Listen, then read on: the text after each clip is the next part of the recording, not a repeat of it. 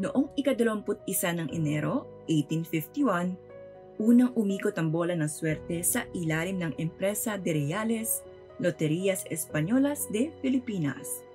Isang simpleng paanyaya ng pag-asa na kalaunay magiging bahagi ng ating kasaysayan.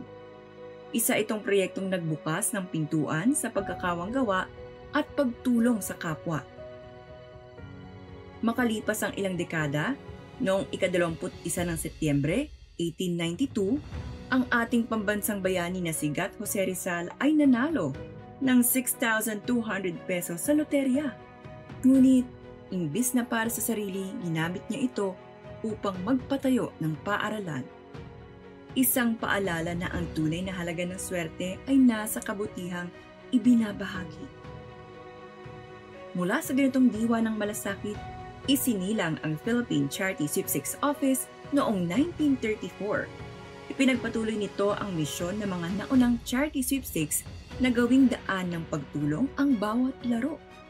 Sa ilalim ng bagong batas, naging opisyal na ahensya ng pamahalaan ang PCSO, nakatuon sa paglikom ng pondo para sa kalusugan at kawanggawa.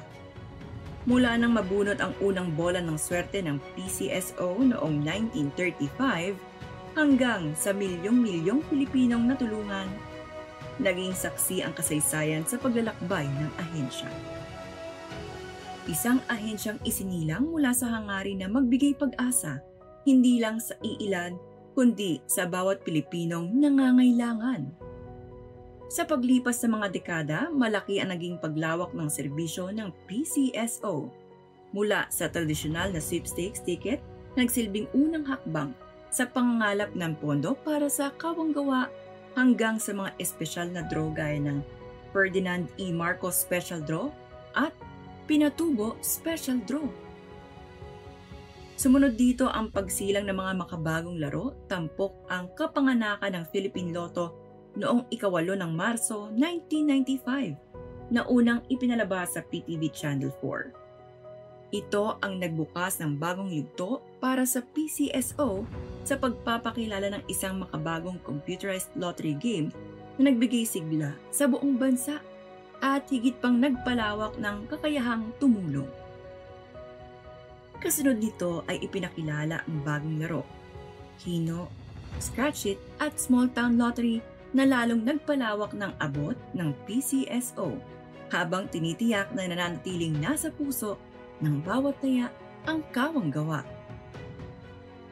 At sa patuloy na inobasyon noong ika-1 ng Oktubre 2023, inilunsad ang Philippine Lottery System mas mabilis, mas ligtas at mas maginhawa para sa bawat manlalaro.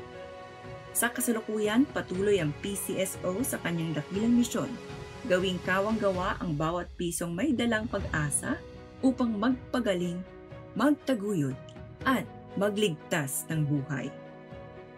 Mula 1934 hanggang sa kasalukuyan at higit pang nananatiling tapat ang PCSO sa paglilingkod sa sambayanang Pilipino. Patunay na sa bawat larong ating nilalaro, sa bawat taya, may kawanggawa.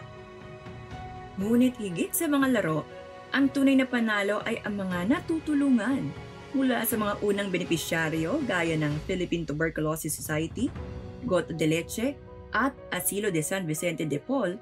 Patuloy na pinalawak ng PCSO ang saklaw ng malasakit nito hanggang sa Medical Access Program, Medicine Donation at Calamity Assistance hanggang sa mga makabagong inisyatibo sa ilalim ng Corporate Social Responsibility o CSR program. Katuwang ng mga ospital, LGUs at iba pang ahensya ng gobyerno, nakikibahagi rin ng PCSO sa mga programang sumusuporta sa universal healthcare, mandatory contributions, at iba pang tulong pang komunidad na nagbibigay pag-asa sa bawat Pilipino. Mula noon hanggang sa kasalukuyan, libo-libong patient transport vehicles o PTVs ang naipagkaloob sa mga local government units o LGUs sa buong bansa. Mga sasakyang nagiging tulay ng buhay para sa mga pasyenteng kailangang dalhin sa ospital, lalo na sa mga malalayong lugar. At sa patuloy pang pag-unlad mula sa 8 opisina noon, ngayon ay may 73 PCSO branches na sa buong bansa. 73 pinto ng malasakit at pag-asa para sa bawat Pilipinong nangangailangan. Sa pagdiriwang ng ika-71 anibersaryo ng PCSO, mananatiling malasakit ang nasa puso ng bawat kawani ng ahensya.